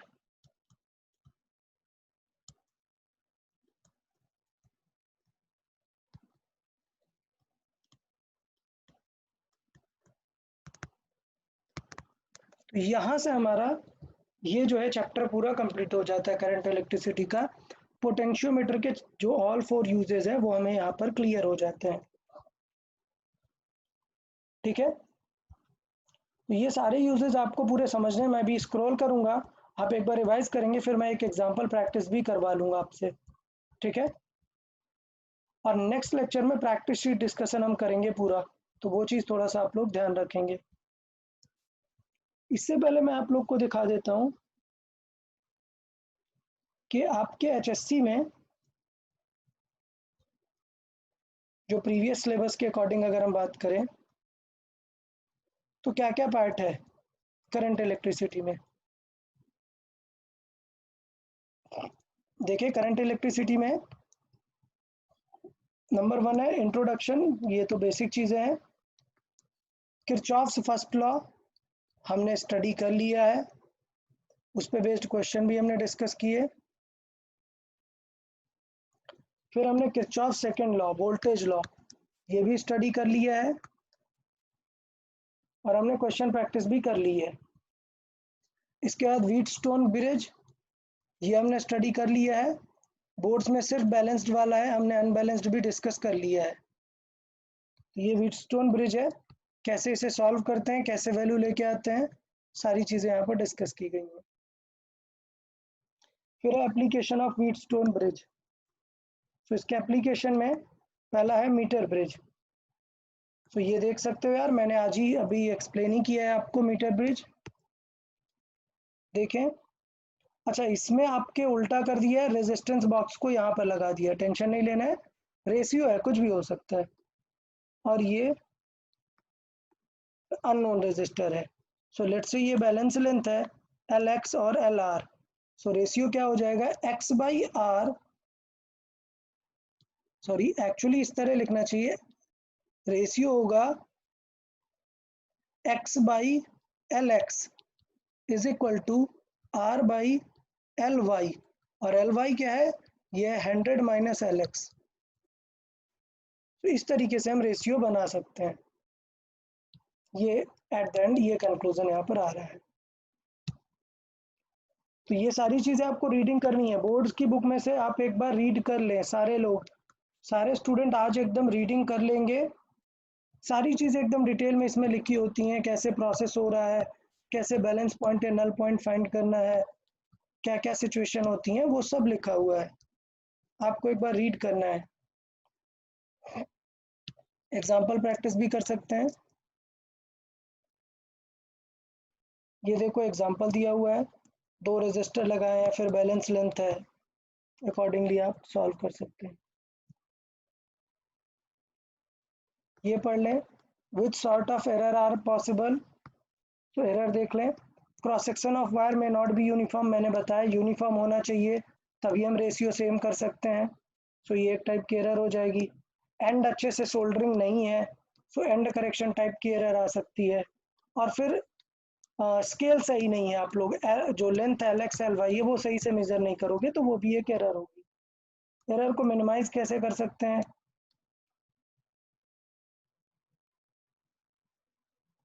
तो एक पॉइंट है, आपको स्टार्ट कहाँ से करना होता है, मिडिल से, ठीक है। तो ये एक तरीका है एरर को मिनिमाइज करने के लिए। रेजिस्टेंस बॉक्स थोड़ा सा सही होना चाहिए, जॉकी प्रॉपरली स्लाइडेड होना चाहिए, तो वो सारी चीज़ें हैं, ये आप लोग एक बार रीडिंग कर लेंगे। एप्लीकेशंस क्या क्या है, वो सारी चीज़ें।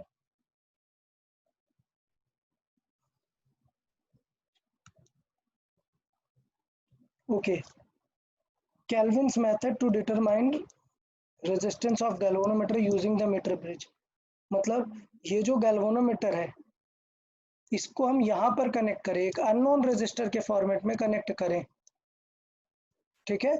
और कैसे फाइंड कर सकते हैं, तो ये मैं नेक्स्ट लेक्चर में आप लोगों से पूछूंगा, Kelvin's method to find resistance of galvanometer, ये सब लोग को पढ़ना है। मैं नेक्स्ट लेक्चर में पूछूंगा जरूर आप लोगों से, Kelvin's method to find the galvanometer resistance, ये वर्किंग आपको यहाँ पे देख लेनी है, कैलकुलेशन पूरी कैसे है। फिर पोस्ट ऑफिस बॉक्स मैंने बताया, आप एक बार स्टडी कर लें, व्हीटस्टोन ब्रिज पे जस्ट बेस्ड है, से सिमिलर कॉन्सेप्ट है।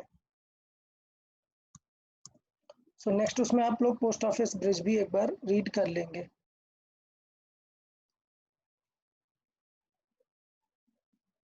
फिर आता है पोटेंशियोमीटर।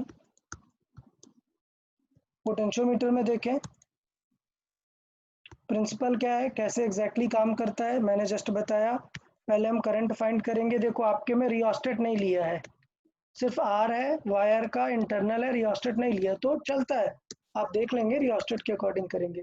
फिर पोटेंशियल फाइंड करेंगे,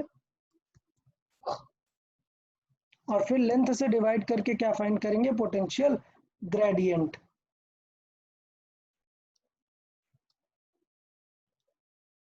ठीक है। आपके बुक में पोटेंशियल ग्रेडियंट को के से रिप्रेजेंट किया है, हमने सिंपली पी जी लिख दिया है, आपके बुक में उसे के से रिप्रेजेंट किया है, तो आप कंसिडर कर सकते हैं, ठीक है।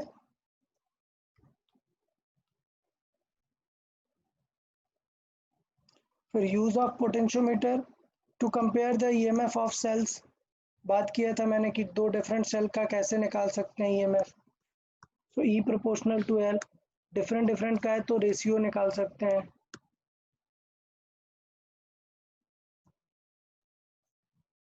सिमिलर है so E one plus E two होगा, अपोजिट है so E one minus E two होगा।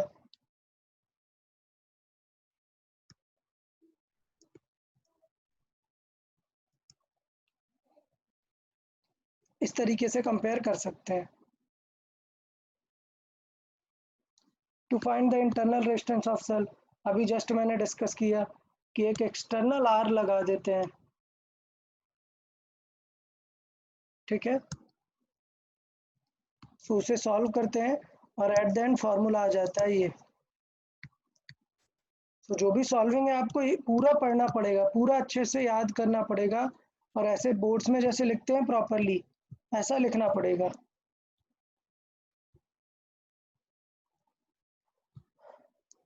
फिर पोटेंशियोमीटर के डिफरेंट डिफरेंट एप्लीकेशंस हैं। वोल्टेज डिवाइडर का काम कैसे करता है, सो ये एक बार आपको देख लेना है। ऑडियो कंट्रोल, ये जो भी पोटेंशियोमीटर के यूजेस हैं बोर्ड्स में एज अ सेनर, ये सारी चीज़ें आप एक बार देख लेंगे, ठीक है। वोल्ट मीटर से एडवांटेज क्या क्या है पोटेंशियोमीटर के, वो देख लेंगे। वैसे मैंने सारी चीज़ें बता दी हैं, वो एक बार आप स्टडी कर लेंगे। डीमेरिट्स क्या है, पोटेंशियोमीटर एक बहुत बड़ा सेटअप है, बैटरी भी चाहिए, सारा कुछ चाहिए, तो पोर्टेबल नहीं है उतना। गैल्वेनोमीटर मैंने समझाया ही है। ये देखिए एग्जैक्ट, ये पूरा देखिए एग्जैक्ट सेटअप है, जैसा मैंने आपको समझाया था कि दो फिगर मैंने बना के बताए थे, एक ये फिगर बनाया था और बताया था कि नीडल कनेक्टेड होती है इस तरीके से स्केल से। गैल्वेनोमीटर को एज एन एमीटर कैसे यूज करेंगे, फिर गैल्वेनोमीटर को एक एमीटर में कैसे कन्वर्ट कर सकते हैं, शंट का यूज क्या है, कैसे शंट रेजिस्टेंस यहाँ पर यूज कर रहे हैं,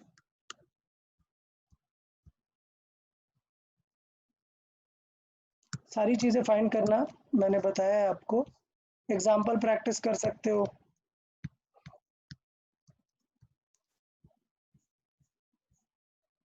गैल्वेनोमीटर को वोल्टमीटर में कैसे कन्वर्ट करेंगे, प्रोसीजर क्या है, पूरा आपको स्टेप्स लिखने हैं। सीरीज में रेजिस्टेंस कनेक्ट करते हैं,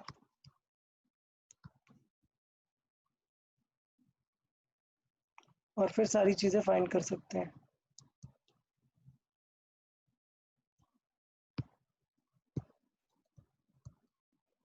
एग्जाम्पल आप सॉल्व कर सकते हैं इसके, मैंने भी सॉल्व करवा दिए। दोनों का डिफरेंस याद कर लेना है, ये बोर्ड्स के लिए बहुत इंपॉर्टेंट है। बोर्ड में 1 मार्क के लिए काफ़ी पूछा जाता है, आपको 3 डिफरेंस लिखने होते हैं। 2 मार्क का आ जाएगा तो मिनिमम 4-5 डिफरेंस आपको लिखने होते हैं। ओके, फिर इसके बाद थर्मो इलेक्ट्रिसिटी, ये हमने पढ़ाई दिया है आपको। सीबेक इफेक्ट क्या होता है ये पढ़ा दिया है आपको डिटेल से। हॉट जंक्शन, कोल्ड जंक्शन, देखो इसमें क्या क्या यूज़ किया, बिस्मथ यूज़ किया है और एंटीमनी यूज़ किया है। किसी को याद है बिस्मथ ऊपर होता है antimony? Antimony. Okay antimony. Okay, antimony to bismuth होता है। और कोल्ड जंक्शन पे हम करंट की डायरेक्शन जज करते हैं, top to bottom. Clear? So top मतलब एंटीमनी ऊपर रहेगा, सो करंट आएगी एंटीमनी से बिस्मथ की तरफ कोल्ड जंक्शन से। सो ऐसे टाइप की चीज़ें डिस्कस कर चुके हैं हम। फिर वो जो भी थर्मोकपल है वो सब डायग्राम यहाँ पर डिफरेंट यूज़ किया है। याद रखना जो मैंने डायग्राम बनाया वो सिंपल डायग्राम है, वो अंडरस्टैंडिंग पर्पज से है। लेकिन अगर आपके बोर्ड्स में आता है तो मेरे वाला डायग्राम मत बना देना बिल्कुल, वो टीचर को देखते ही समझ में आ जाता है कि ये जो है जेई की प्रिपरेशन वाला डायग्राम है, तो फिर उससे मार्क्स थोड़ा सा कम मिलते हैं। सो आपको ट्राई करना है कि ऐसे ही डायग्राम बनाने हैं, थोड़ा सा आइस वगैरह, बॉइलिंग वाटर, ये सब अकॉर्डिंगली करें। फिर मैंने थर्मो ईएमएफ भी समझा दिया था, सारी चीज़ें, ईएमएफ क्या होता है, कांस्टेंट कैसे होते हैं, इन्वर्जन टेम्परेचर क्या होता है, इसमें नहीं दिया है इन्वर्जन टेम्परेचर, दोनों चीज़ें हमने बता दी है। फिर ये क्या है, साइक्लोट्रॉन है, ये एक डिफरेंट चैप्टर में आएगा, ये मैग्नेटिज्म में आएगा साइक्लोट्रॉन। सो वहाँ पर हम आपको एक्सप्लेन करेंगे साइक्लोट्रॉन कैसे काम करता है।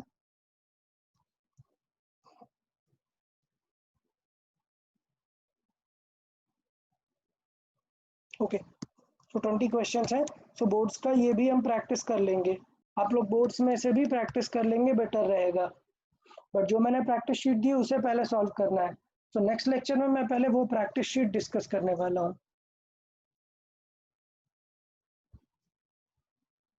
तो याद रखना है ये प्रैक्टिस शीट नेक्स्ट टाइम कोई ऐसा नहीं करे कि सॉल्व नहीं किया हुआ है, काफ़ी टाइम हो गया ऑलरेडी, प्रैक्टिस कर लेना है सब लोग को। मेजर जो हमारा टारगेट रहेगा वो ये सारी चीज़ें डिस्कस करना रहेगा।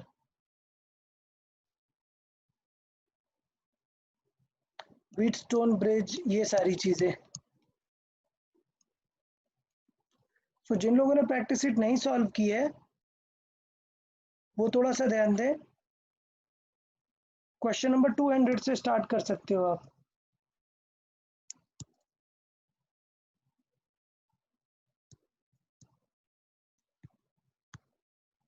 ओके, जिन लोगों ने अभी तक स्टार्ट नहीं किया है, क्वेश्चन नंबर 200 नहीं और उससे पहले से है मीटर ब्रिज 193 से स्टार्ट कर सकते हैं। जिन लोगों ने अभी प्रैक्टिस स्टार्ट नहीं की है, 193 से इंस्ट्रूमेंट्स के बारे में है, इंस्ट्रूमेंट्स का डिस्कशन यहाँ पे कर सकते हैं। इसके बाद पोटेंशियोमीटर सारे ही हैं इसमें।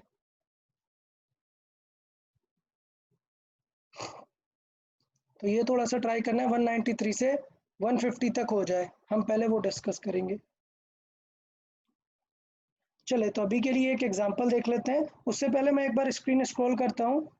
आप लोग कुछ भी डाउट है तो बताएं पहले, ठीक है? आप लोग इस सेटअप में कुछ भी नहीं समझ आया पोटेंशियोमीटर में वो मुझे पूछें। मैं पूरी चीज़ें स्क्रॉल करता हूँ पोटेंशियोमीटर में। ओके, स्टार्ट करते हैं। एक बार आप लोग देखें, कुछ भी डाउट आ रहा है तो पूछें।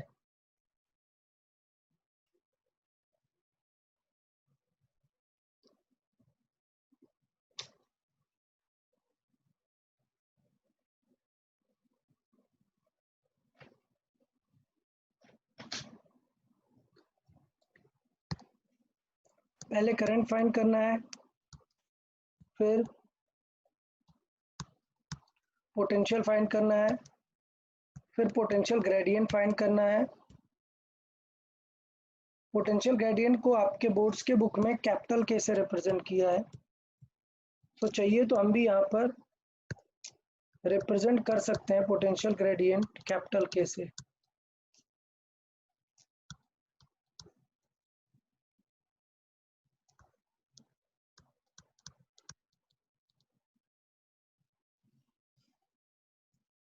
फिर मैंने बताया सेकेंडरी सर्किट में एक गैल्वेनोमीटर से हम नल पॉइंट फाइंड करने का ट्राई करते हैं।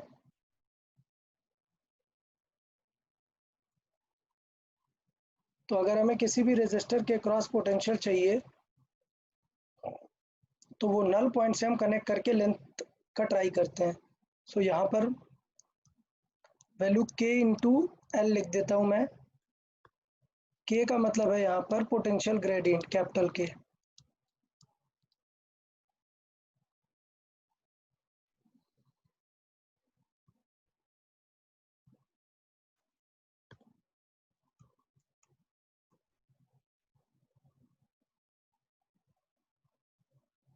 ईएमएफ और सारी चीज़ें इस तरीके से कंपेयर कर सकते हैं।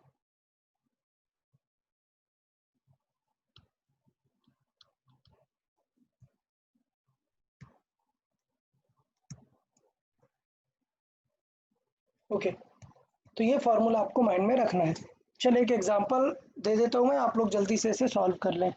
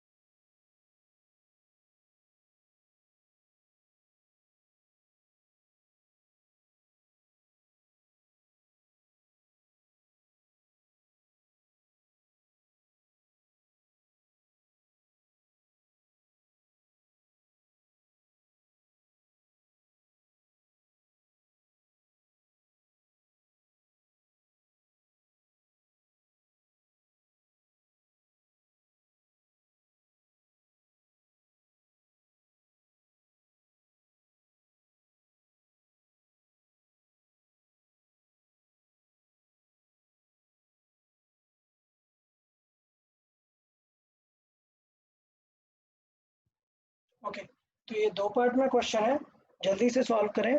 इसमें हमें पोटेंशियल ग्रेडियंट के गिवन नहीं है, इसका मतलब इस क्वेश्चन में हमें सॉल्व करना पड़ेगा पोटेंशियल ग्रेडियंट।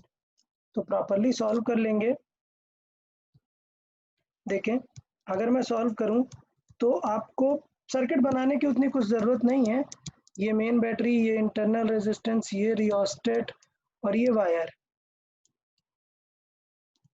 आपको ये समझना है ए बी, और ये सी पॉइंट है आपका नल पॉइंट।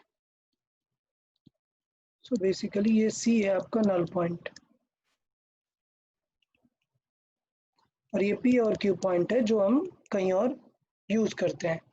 ठीक है, सो सबसे पहले हमें क्या करना होता है, प्राइमरी सर्किट की करंट फाइंड करनी है। सो करंट कितना हो जाएगा, EMF divided by R wire plus small R plus rheostat का आर। तो मुझे लगता है सबको समझ आ गया है। ईएमएफ कितना है 20 volt divided by R wire कितना है 10 प्लस इंटरनल रेजिस्टेंस कितना है 1, रियोस्टेट कितना है 9 ओम। सो अगर सॉल्व करें तो आई इज इक्वल टू कितना आ गया 1 एम्पियर। अच्छा, फिर हमें चाहिए पोटेंशियल अक्रॉस वायर। सो वो क्या हो जाता है आई इंटू आर वायर। तो इसका मतलब आई कितना है 1, वायर कितना है 10, सो कितना आ गया 10 वोल्ट आ गया। क्लियर। सो इसका मतलब अब नेक्स्ट क्या फाइंड करते हैं, पोटेंशियल ग्रेडियंट।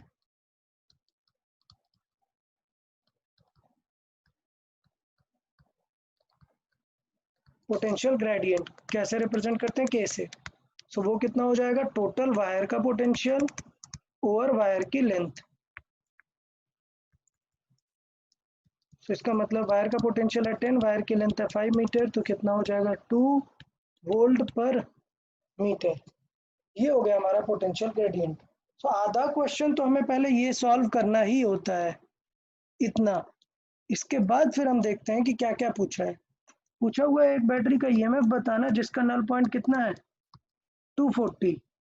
सो पहला वाला पार्ट कितना हो जाएगा, ईएमएफ ऑफ बैटरी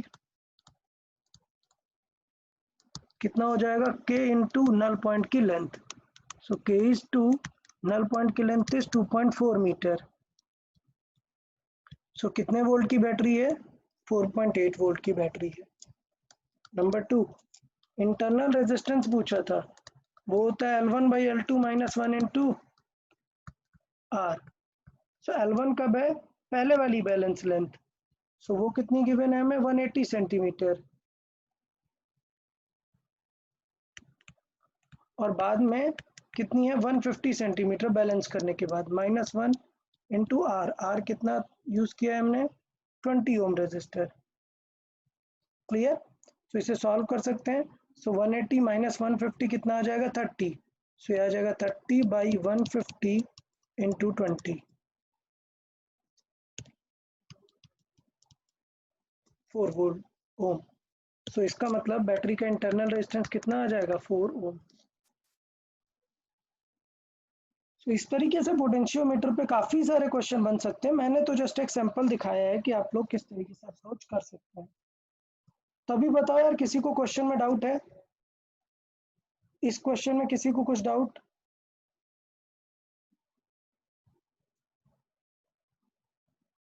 बताओ यार, ये जो आज हमने इंस्ट्रूमेंट डिस्कस किए हैं, 3 इंस्ट्रूमेंट, गैल्वेनोमीटर, उसे वोल्ट मीटर कैसे बनाना है, मीटर कैसे बनाना है, पोटेंशियोमीटर, सॉरी मीटर